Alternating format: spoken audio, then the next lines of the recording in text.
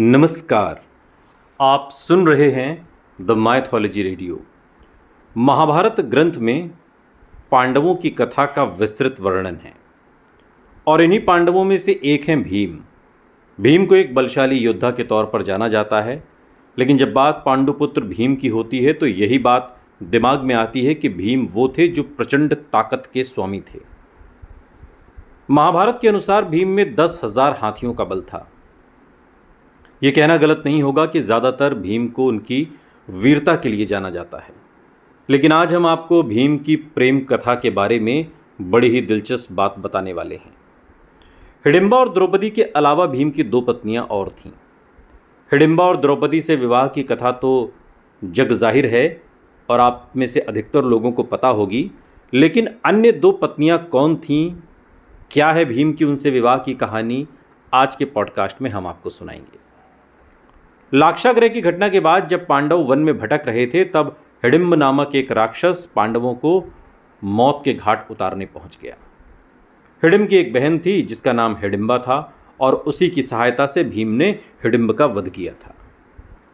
भीम को समर्थन देते देते कब हिडिंबा को भीम से प्रेम हो गया, इसका तो उसे पता ही नहीं चला, लेकिन माता ने यह भांप लिया, जिसके बाद उन्होंने हिडिंबा का भीम से गंधर्व विवाह करा दिया।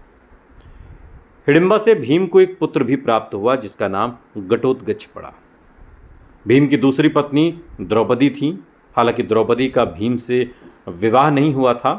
असल में अर्जुन ने द्रौपदी को स्वयंवर में जीता था और ये सुखद समाचार सुनाने जब 5 भाई द्रौपदी समेत माता कुंती के पास पहुँचे तो उन्होंने भूलवश बिना देखे ये कह दिया कि जो भी लाए हो आपस में बांट लो। जिसके बाद माता की आज्ञा का पालन करते हुए द्रौपदी ने 5 पांडवों से विवाह कर लिया। पौराणिक कथाओं के अनुसार बलंधरा न सिर्फ एक सुंदर कन्या थी, बल्कि स्त्री तत्व से होने के बावजूद भी वो अपार बलशाली थी।